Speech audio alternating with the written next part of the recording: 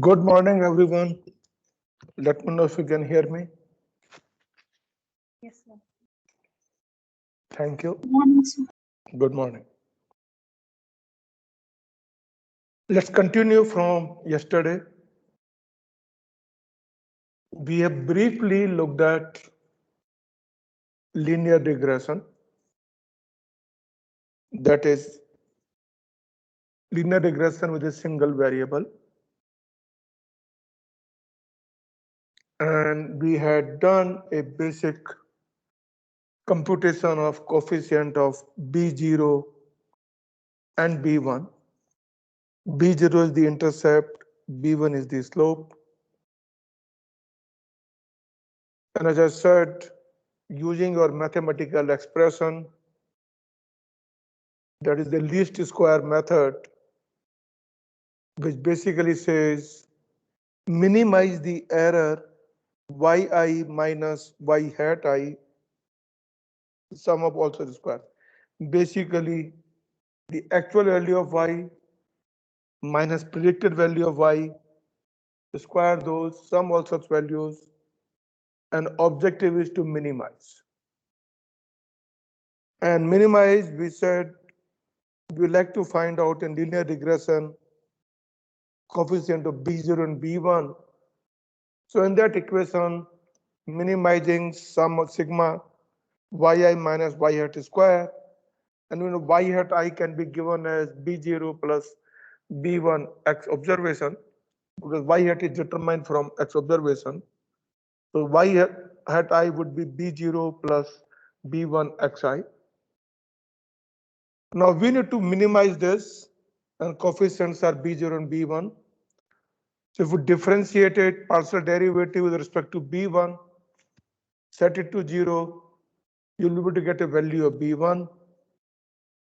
We differentiate with respect to A, set it to 0, which is said any curve, minima and maxima for a continuous curve to occur, the first derivative should be 0. And by setting that to 0, you can find those answers. We haven't done the derivation. I've shown you basic derivation of B0. And yesterday, so review it, look at it, and we'll say using this. So we'll revisit using Excel. How do we compute it? And then can we compute this even using simple actual formula? Using this formula, can we compute this? And then look at how does correlation coefficient is, which we are given as sum of squares, basically by sum of regression square versus sum of total squares, which we have said is given by sum of regression square due to regression, which is y at I minus average. So take all the estimated values, find the difference with respect to average of y, and then all such values together average each values and find the average. That gives us the correlation coefficient r square, and variance would be r. R square is always positive because it's a square, whereas r could be positive or negative. Negative would indicate it is negative correlation versus positive correlation. Then we looked at our house data and we said given the area of the house in square feet, and we have given this observation taken from the book. I uploaded the Excel file in MS Teams and requested you to work with it, see can you work it. I'm not sure anyone worked it. Did any people try to work finding out using Excel?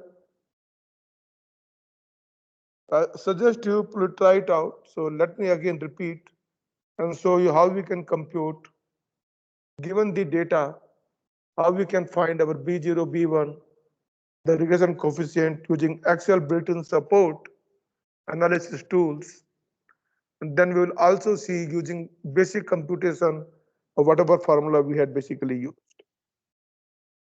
So to do that, you basically select y is the outcome or the dependent variable. which is my house price. The square foot in area is independent variable, or we also call the predictor variable. And we assume that the linear relationship, and that's what we see in the Excel. So if we look at that line, basically indicates our linear regression curve, and says more or reasonably fits into the predicted house prices. So my coefficient tells me how closely, tightly we are coupled our predicted values to the estimated values. If all the points are on this line, my regression coefficient would be 1. They're completely independent. It may basically go to 0 if there's no relation, very low value. So I'll open the Excel so that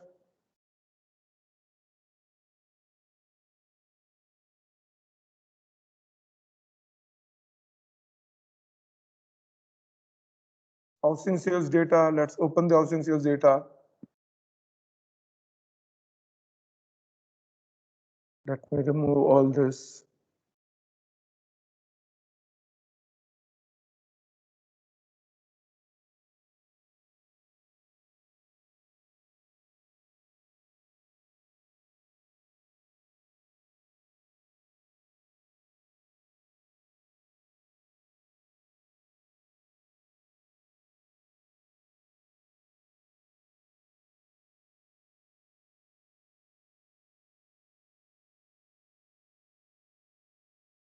So the values in column B, can you see the values Excel file? Is it visible? Yes, sir. Okay. So the value in Y with house price is a Y variable. Values in C column, size square foot would be X variable. And we use a built-in analysis tool to find out regression coefficient, and we can now plot the curve, how they look like. So you go to tools. If your Windows setup, it probably will be menu data, and you'll find some menu called data analysis. That will happen after you install regression analysis tools. So select the regression, because that's what you want to find out, the regression analysis. Now specify the Y range, that's the outcome, which is my house price. The value is from B2 to B17, which is defined here. Then look at the X values, which is my size in square feet of the house. I define the labels because the first two values indicate the labels. So my X-axis and Y-axis, these are used as labels. And then we say we'll output in a new sheet. We would like to see line plotting points. And we also like to see residual plots, how different residuals are. Click OK. It creates a new sheet here. And if you look at, this is the, let me try to enlarge it.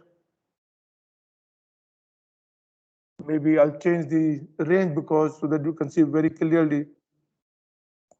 Select the X-axis, format axis, and I'll set the range to probably till around 1200 is the lower minimum value.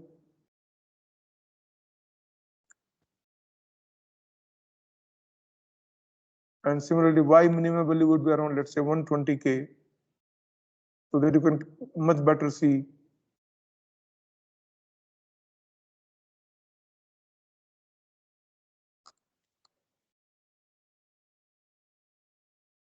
So you can see all these blue points are the actual observed values, whereas all the orange points, they basically draw a line.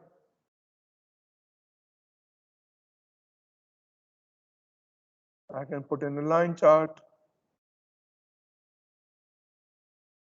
I think it has gone away, so probably if I can do something.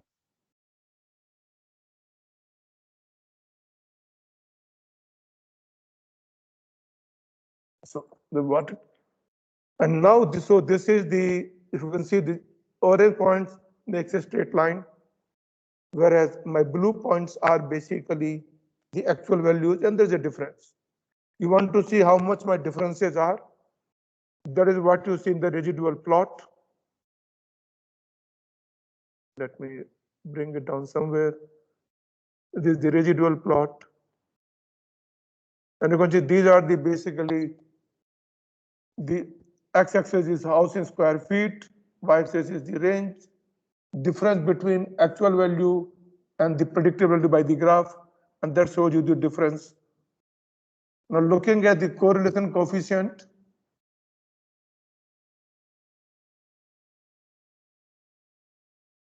I believe that these are visible to you.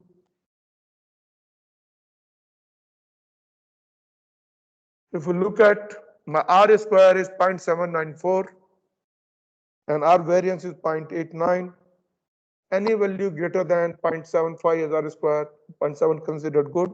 So reasonable fit, and we've seen from the graph that it reasonably fits very well.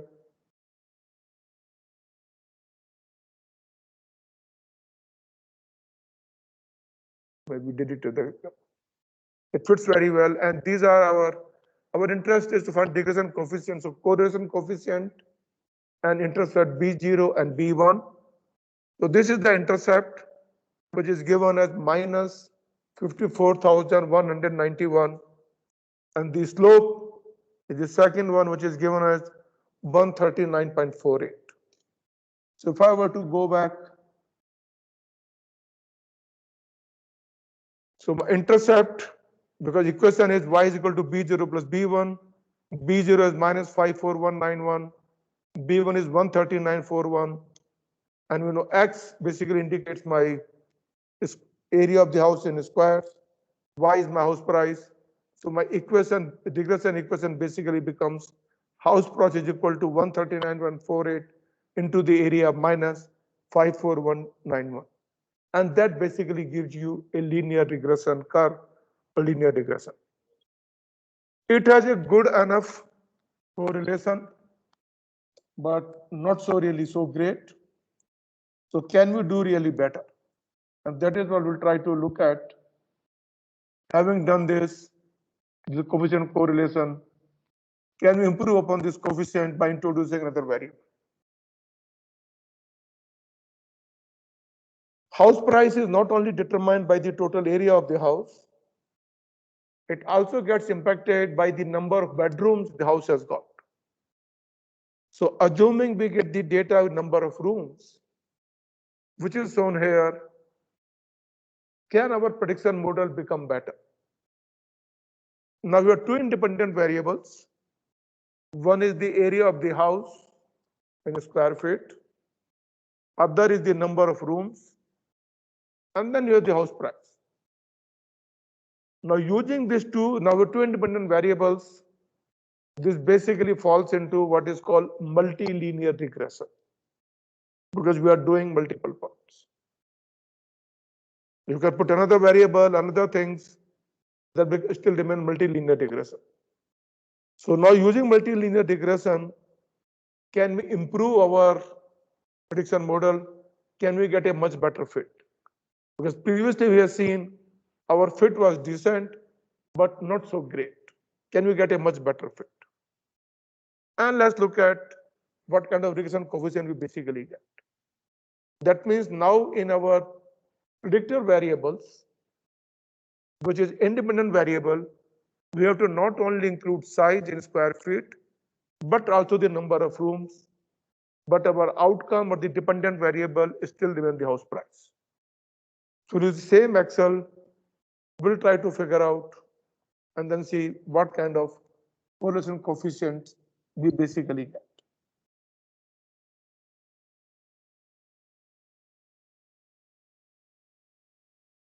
Let me open the Excel. Let me remove this.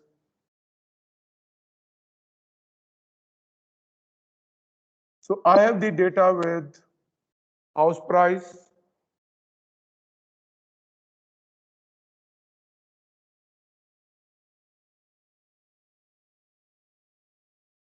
with number of rooms. Now, if I want to do prediction, again I go to tools, Data analysis, select the regression because that's what you're interested in. Select the range Y, which is my house price. And now my X range is basically the predictor variables. Now I have two variables. So I need to select both the columns. And these are the labels. I select the labels.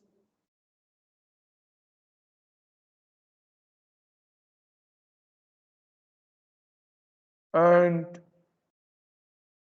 do OK.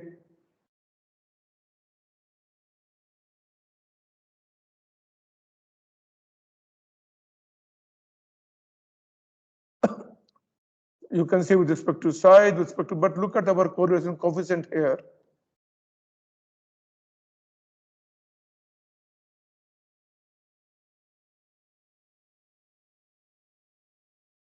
Our variance has become 198 and R square has become 0.96 is very, very high. And that means using these two variables, we do get a very, very high degree of correlation. That means our predicted values are going to be very close to our expected values. And so now there is a multilinear regression, so you cannot draw in two-dimensional plots. You have to basically look at as a plane 3D, which I cannot show. But you can see from here, the correlation coefficient is 0.968, which is very good. The max you can get is 1, very close to 1. That means our predicted values are very close to the actual values. And our equation was, if you look at, our equation has two variables. Y is equal to B0 plus B1 x1 plus B2 x2, and we need to find these values. So B0, B1, and B2, that's what we need to find. And these are the values. So B1 is the coefficient factor of size in square feet. B2 is coefficient factor of number of rooms. If you look at the values are intercept is 12923, size in square feet factor is 65.6, and number of rooms is 23613. My equation would become, I'll come back to other part little later, but basically equation would become like this. We have a very strong correlation with what we see here. We can do individual correlation between two variables, like between house price and rooms, or house price and size. But if we look at together, the coefficients are 0.984 and 0.968, and the actual equation becomes house price is equal to 65.6 into size in square feet plus 23,613 into number of rooms plus my intercept 12924, and that's the equation I get. Now, because I have the equation, given the house area, given the number of rooms, we can really predict very well that how my predicted value would be. And because my correlation coefficient is very high, I'm bound to get very, very accurate value, very close to realistic value. And that's because my data happens to be correct. Now, how does one compute the values?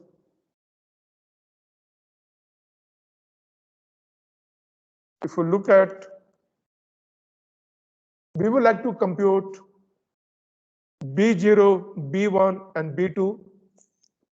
So we have three variables, Y, X1, and X2. And we have the values for Y, we have values for X1 and X2. So using this, how do you find values of B0, B1, and X2 given set of data? We need to find three equations. So first equation, when you do sum over, I cannot take one value because one value could be incorrect. When I take a sum of yi, do sum over all the values x, so you get sigma yi is b0 is constant. If there are n values, you get nb0 plus b1 sigma all the values of variable x1 and all the variable values of x2. This is one equation. Now to solve a linear equation in three variables, I need three equations. So what we do is multiply the whole thing by x1 and multiply whole thing by x2, and because values are different, we'll get two different equations. When I multiply whole thing by x1, I get x1i yi sigma multiply by xi, and similarly multiply by x2i. So I have one equation 1, equation 2, equation 3. I have three equations in B0, P1 and B2. Look, everything sigma y is constant. You can get it from here. The sigma xi1 is this value which is constant. Sigma x2i is this value which is constant. Sigma xi1, x2i multiplication of these two. Sigma x squared 2y multiplication this. So now that the all summation we can do, using this we can solve it, and that's the way one can be done. That's the way one can look at. This is how the regression tool packages compute these values B0, B1, and B2. Simple mathematical equation to solve it. Essentially, you can do using matrix, find the values, and you'll get an answer. And that is how this B0, B1, and B2 can be solved. Other thing we said, we did house price data using Excel analysis tool, and we said we know our formula. Can we actually do from the raw data? We said my B1 is given by xi minus x bar into yi minus y bar divided by xi minus x bar square, sum of all these values. So using this, we can find this B1 and B0 for a simple equation. And we can do in the Excel as well. And let me just show quickly how we can compute that. So this is my house price.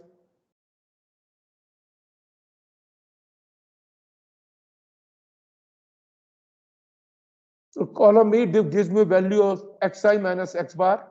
X bar is the x average, which is 1931. So xi minus x bar, that is 1850 minus 1931 gives you minus 81. So for each of the value, compute xi minus x bar. Similarly, my average of y bar is 2,15,193. So I get yi minus y bar. Now my numerator is a multiplication of xi minus x bar into yi minus y bar. I have xi minus x bar, I have yi minus y bar. So I compute the numerator xi minus x bar into yi minus y bar for each of the values. So I get these values, which is you can basically say 1,163,600. Do that, and my numerator, the numerator is xi minus x bar into yi minus y bar. My denominator is xi minus x square, and I basically get these values. Now, if I simply do sum it up, the summing gives me basically 14,694,663, and I basically sum it up. This is my sigma xi square. If I divide, this gives me B1 sigma xi minus x bar into y minus y bar by square of xi minus x bar. So my B1 comes to 139.48, and my B0 comes to 54191, which is what we computed in our case. So by using both the either built-in tool or by simple mathematics, you can compute these values and things will work out. So we looked at simple linear regression, and we also looked at multilinear regression by adding another variable, and say we can get a really better fit. At times, this was a linear regression, linear curve, but all the time linear curve may not fit in very well. And let's take another example there. The example we'll take is temperature. Given the outside temperature, this we had done, so let me go to next one.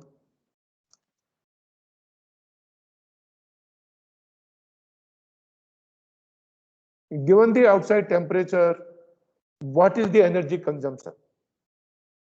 That basically is, you probably see Bangalore doesn't see that extreme temperature of winter and summer. So the typical temperature here remains between 15 and 35. But places like Delhi and other places, where temperature goes close to zero, and in summer temperature goes close to maybe 45 degree, 47 degree. How is the energy consumption in a household related to temperature? If temperature is very low, intuitively, that means around 0 degree or 5 degree, because it will be very cold. Then you probably put on heaters, you'll be taking hot water bath, heater consumption, geyser electricity. So your electricity consumption would be higher because geyser and the heater, they consume a lot of electricity, though comparatively less. So temperature becomes high, you probably run the AC and the AC runs throughout the day, so bill would be higher. So when temperature start increasing, probably from 10 degree onwards to somewhere 20 degree, my temperature would likely to, my energy consumption is likely to decrease. But when my temperature increases further, because my fans and AC would become on, my energy consumption would increase. So my curve would be something more like a parabolic curve, and any linear regression is unlikely to work with this data. So we'll first see using this data. Let's look at our linear regression and see then can we bring in quadratic curve to see does it give a better footing. So we'll again do same thing. So this file is available as a energy consumption, temperature energy consumption. You open the file, select the ranges, and compute, you will basically get the values. So let me say what the values you get. If we look at the regression curve shows temperature and the energy consumption is more like a parabola.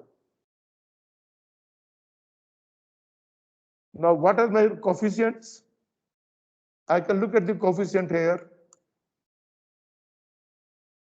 My R square is 0.60, which is way too low. So let me look at and do from Excel as well. Let me open that file. I can close this file.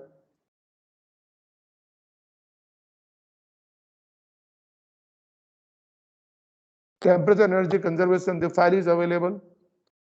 You can try that out.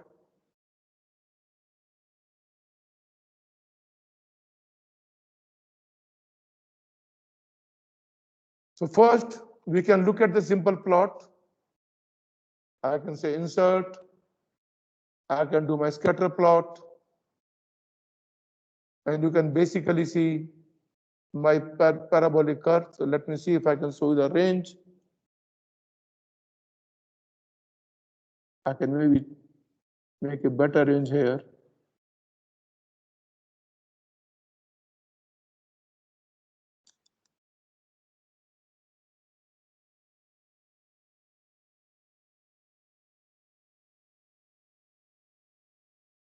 Now select the Y range, do the format, set the range. Set it to 5,000. So you can see my curve is more like parabola, and any linear regression is not going to work. But first we'll do linear regression and then we'll see how we can bring in a quadratic regression. So again, I do my analysis, tools, data analysis, select regression, select the Y range. My Y range is, I'm looking at energy consumption. So my Y value should be kilowatts and not the temperature. So this is my Y range, energy consumption, which is C3 to C15, as you see. And my x-axis is temperature. And these values are in Fahrenheit, not in centigrade. You know the formula, C by 5 is equal to F minus 32 by 9, converting from centigrade to Fahrenheit and vice versa. I have the labels, I put the labels. I can do a line fit plot. And let's do a new sheet.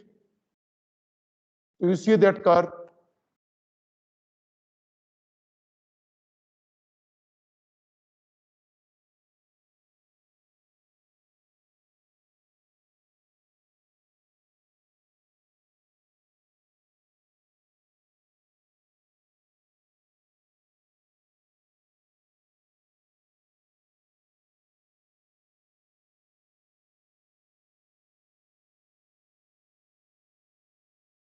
I'm changing the range so that graph becomes better visible. So you can see my blue lines, blue points are the actual data.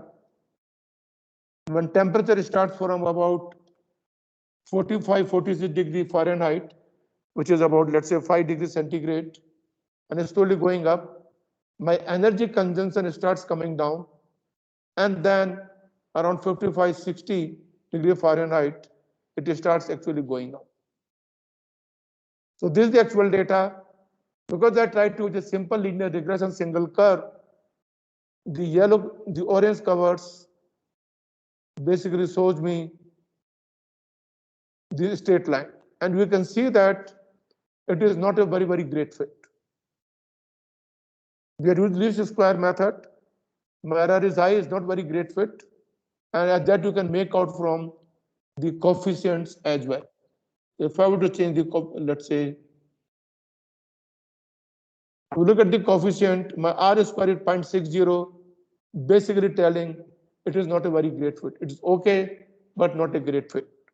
So point is, we know that our curve inherently is quadratic, and trying to fit a linear curve is not going to do that very well. So can we bring in a quadratic curve? For a linear curve, equation is like this. For quadratic curve, we need to do better. Quadratic curve means we need to have our x variable temperature. We also need to include x square, which is temperature square. So I have an energy consumption. Original value was temperature. I computed temperature square.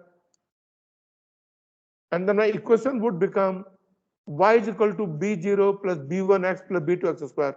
It is a quadratic equation in a single variable. If you look at, if I were to treat x square as a new variable, then it becomes multilinear regression. So from the tools perspective, solving the regression model equation, it basically becomes more like a multilinear regression, two constants, and even there's a quadratic curve, but it is still a multilinear regression, and hence, even though I have a quadratic curve, we still call it linear regression. It's a multilinear regression. Now using this can do certainly better. And let's look at using the Excel, how do things come up. Let's look at our same data. Let me remove the sheet.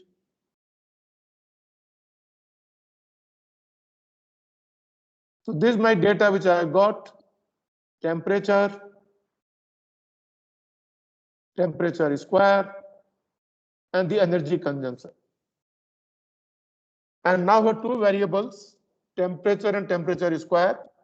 So from a regression perspective, it basically looks at the two variables, and that we'll try to do.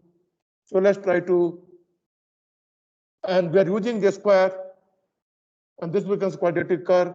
So let's do the regression again, tools, data analysis, select the regression, select the Y range. Now Y range, which is my dependent variable outcome, which is still my kilowatts energy consumption. So I'll do that, which is D2 to D14. Now my X range, which is basically independent variables, now have two variables. So I'll select both the range. So it becomes B2 to C14, using B2 to C14. I put in the labels, and I can say line fit plot, and then see how does my actual curve looks like with my predicted value. The line fit plot tells me what is my predicted values versus what is the actual value. And then it also gives me the correlation coefficient, R and R square, as well as my three variable constant B0, B1, and B2 for my equation. So let me select OK. Let me change this to, let's say, I had this thing.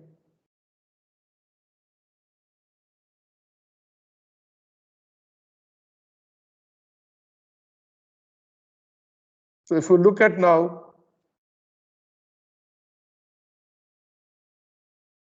I again change the ranges so that you can see a better fitting curve. So change the range to within the data set. So I'll x-axis to within 40, minimum is 40. And similarly, y minimum is around 6,000. I'll do that 6,000 for y-axis. So the minimum value to 6,000.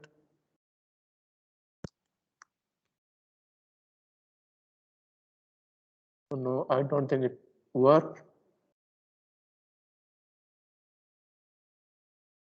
I guess 600, not 6,000. Okay. Now you can actually see the yellow curve, the blue points are those which is what the actual values are, and orange points are those the predicted value, and two almost overlap. When I bring in a quadratic curve, if I knew that my data is quadratic curve, I bring in a model, regression model with a quadratic curve, I basically see almost very perfect fit. For lower temperature range till about 75, I can't even distinguish, but only at the higher range, I find some differences. If you enlarge the graph, you might start seeing some differences. You can see some blue and dot, and that's what you can see that. Let's look at our correlation coefficient.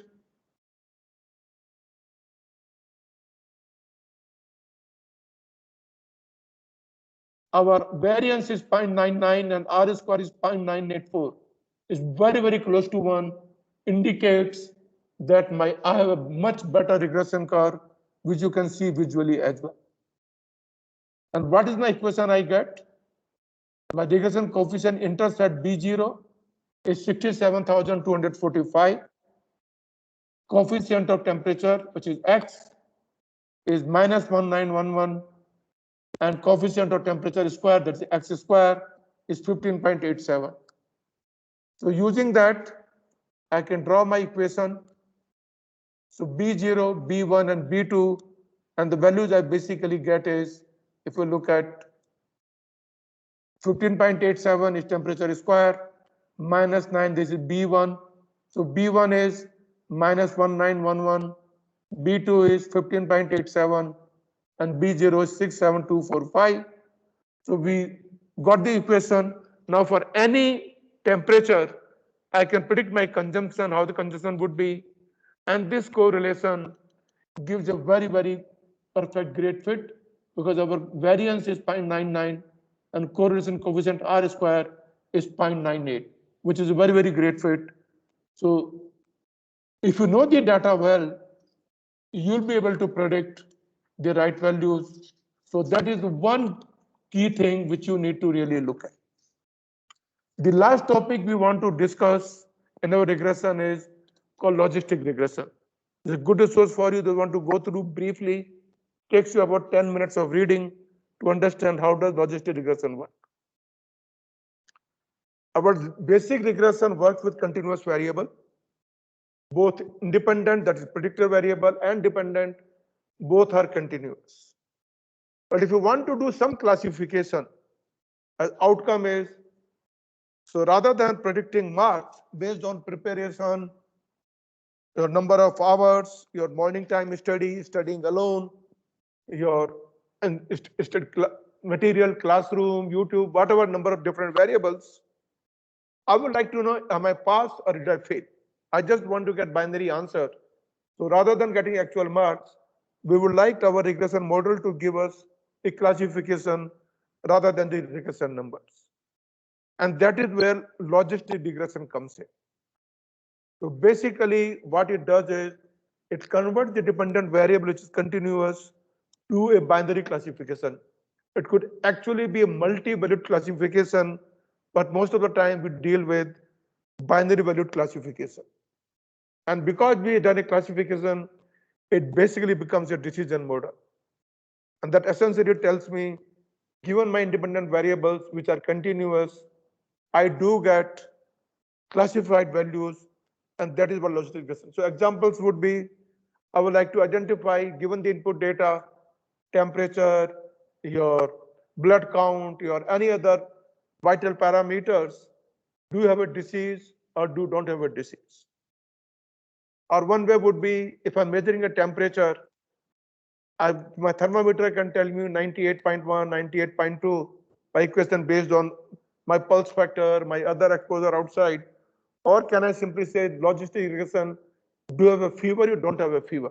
That's the only thing we would like to know, not interested in what is the actually fever amount, is 100.1 or 100.051, but you just want to know classification, does the person have a fever or no? Or if we're giving a loan, we can ask for a income, we can ask for a job, we can ask whether person has the insurance, whether person has, how long experience person has been working, is it a family man, does person owns a house, what the house price value, these are all continuous variables. And rather than giving what the loan is qualified for, can we say, is the loan approved for this person or no? And that becomes binary classification. And that is what logistic regression basically gives you. So how does this logistic regression work? It basically works by making the probability score of predicted values. So dependent variables, you look at what the probability values for a given classification value, and based on the probability values, you basically predict. And the way it works is, it works on the natural logarithms of the dependent variable. And using that, it's trying to find predicted values for a given classification. Now, we basically bring in what is called a gradient descent function, which you studied in last semester. So I'd like you to revisit and look at how does gradient descent basically gives you qualified values. So our simple linear regression or multilinear regression in our case gives a value of y as b0 plus b1 x1 plus b2 x2.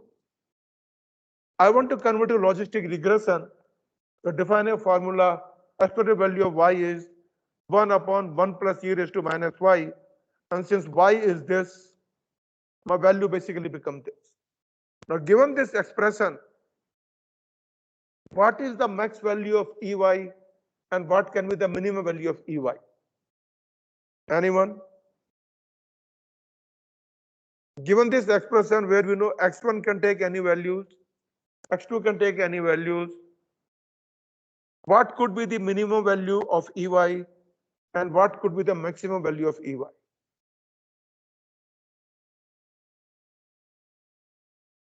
Who would like to answer?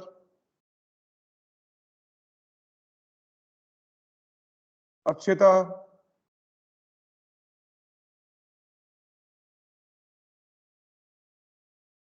Amog?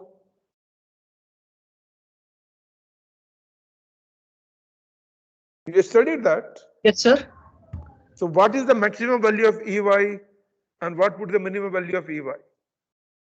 Expected value using the logistic regression.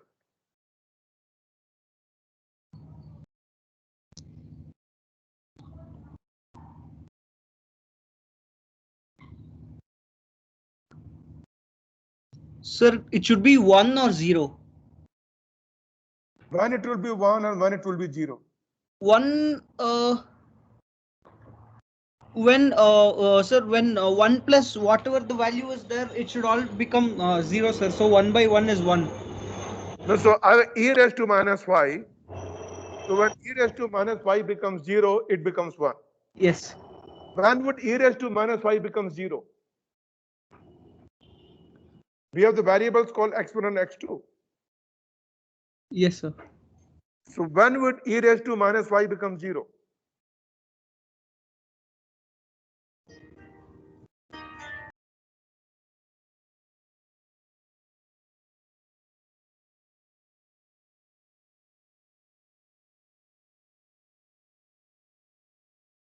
In terms of x1 and x2, when would this value, when e raised to minus y becomes 0?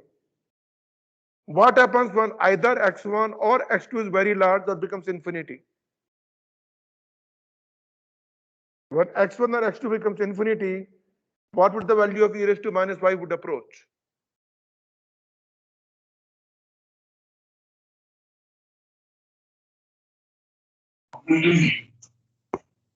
Yeah, Mo? Or anybody? Kishore? Sir, it will become 0. Yeah. Because it becomes 1 upon e raised to y, because y x1 is large, so e raised to y become infinity. 1 upon e raised to y, e minus y becomes 0. So maximum value of ey is 1. Similarly, for ey to become 0, that means 1 is constant, e raised to minus y should become infinity. When would e raised to minus y become infinity? When either x1 or x2 approaches negative infinity. So either x1 or x2 approaches negative infinity, becomes very large, then e raised to minus y basically become infinity. So 1 upon 1 plus e raised to minus y is 1 upon infinity approaches 0. So you basically see the logistic regression EY ranges between 0 and 1. Now we can do a simple classification. We want to do binary classification. We can say if EY is less than 0.5, we give one value, let's say y. Yes. If EY is greater than 0.5, we can say no, or vice versa. We can get two classification. Or we can do something similar based on the value of EY. We can bin it, put into a range, and get into binary classification. And that's basically the way the logistic regression primarily works. If we look at graphically, a simple regression, as if a single variable, if x increases, e raised to minus y would basically become 0, and hence my max value would be 1. When x goes to infinity, e raised to minus y becomes infinity. So 1 upon e raised to minus will give you 0. So logistic regression curve looks something like this. This is also called sigmoid function because value is becoming, you can say 0 or -1 or -1 or 1 depending on how you want to output. So we can say if value is greater than 0.5, we can output yes. If value is less than 0.5, we can value no, or whatever value, binary value want to output, and that's the way logistic regression works. So we looked at, we can use regression for simple predictions. We looked at multilinear regression. Then we looked at linear regression with a quadratic curve. And from the regression perspective, even though the equation is quadratic, because it is equivalent to something like a multilinear regression, so it is still called linear regression. Then we look at logistic regression, that converting regression model to our binary classification or multivariate classification. So let's look at when is regression useful and what are the disadvantages when we really shouldn't be using it. So in terms of advantages of regression, it is based on statistics, which we understood very well, and the least square error principle. That means we can easily correlate, understand the way LSE works. Because we get a simple algebraic equation, and because of simple algebraic equation, we can easy to use, comfortable with it, putting the values, and we get our answers. We can also measure how good our regression model is, that is determined by correlation coefficient. That basically means how close our predicted values are to the actual values. If they are very, very close, my correlation coefficient would be close to 1. If they're kind of unrelated at all, you see getting close to 0. So correlation coefficient, any value greater than 0.7 or 0.8 is considered good. Anything 0.9 is very, very good.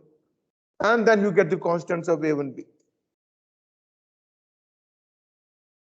Because for some cases, it can give you very good accurate value, as we've seen in terms of temperature consumption. In energy consumption to temperature, our simple linear curve did not give a good match. But when you go to quadratic regression, that is quadratic curve, you got very, very close correlation. So it can actually give good predicted values as good as other values. Even though examples we took only 1 or 2 variables, regression does not limit to 2 variables, 1 variable. It can include all possible variables as the values available.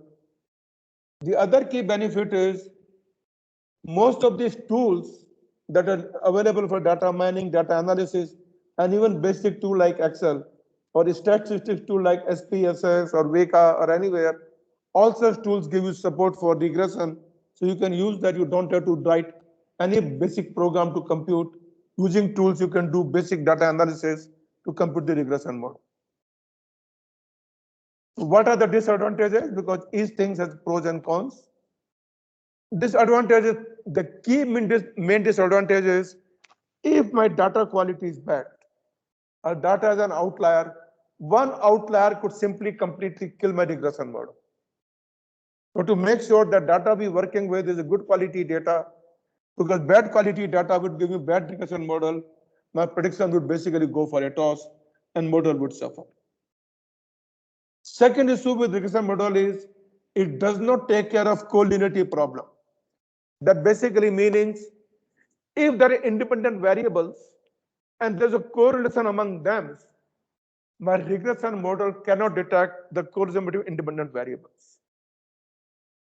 And so one has to take into the account that what's the correlation, and if I'm trying to use dependent variable as a correlation, so if I simply say like the summer temperature and next is ice cream consumption, they're already correlated, they're not fairly independent.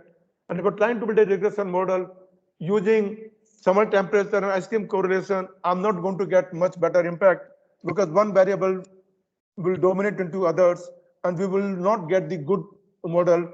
Basically, the regression model will lose its ruggedness and will not work out.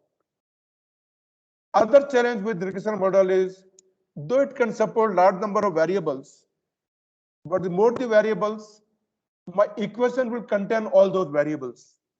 I cannot remove any variable. That means there is no pruning of the variables in the regression model. All variables are taken into the account, and that with that, my computation becomes wieldy and not so great. Now, should my graph be linear? My curve, which I'm drawing, my regression curve, is it linear? Is it quadratic? Is it curvilinear? Model does not tell me that.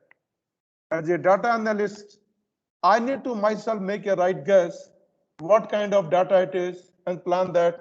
My model does not provide me any support. As a user should take care of non-linear curve, and model does not give me that kind of things. Sometimes we don't get continuous data.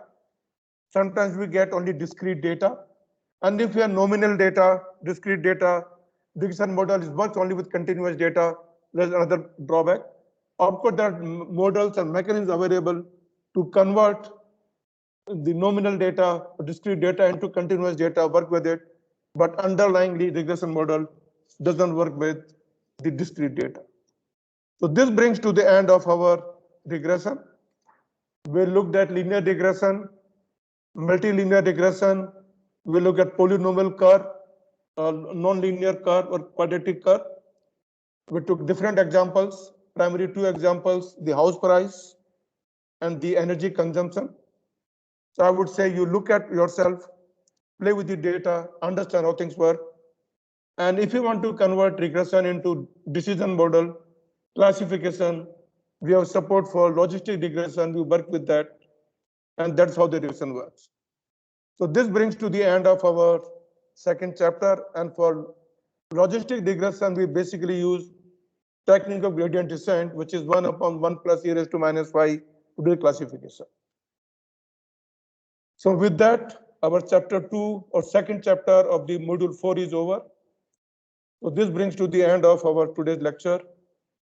In the exam, question mostly would be application oriented. There might be few just to help you score marks. Maybe some theory questions, again, there'll be do some thinking about, but most is practical oriented. So please make sure that you are able to do some basic analysis, work it out, give the answer, think about it, and write. And again, the analytical questions are going to be individual database. So do not try to copy paste from others. Work your own. So maybe regression, I'll give you the data set. Your job is to find correlation coefficient, find the intercept and B0, or we can look at data visualization, decision trees. We'll look at all those aspects and give an answer. So if any questions, please feel free to ask. Otherwise, we are done for today. You can take a break. Let me know if any questions.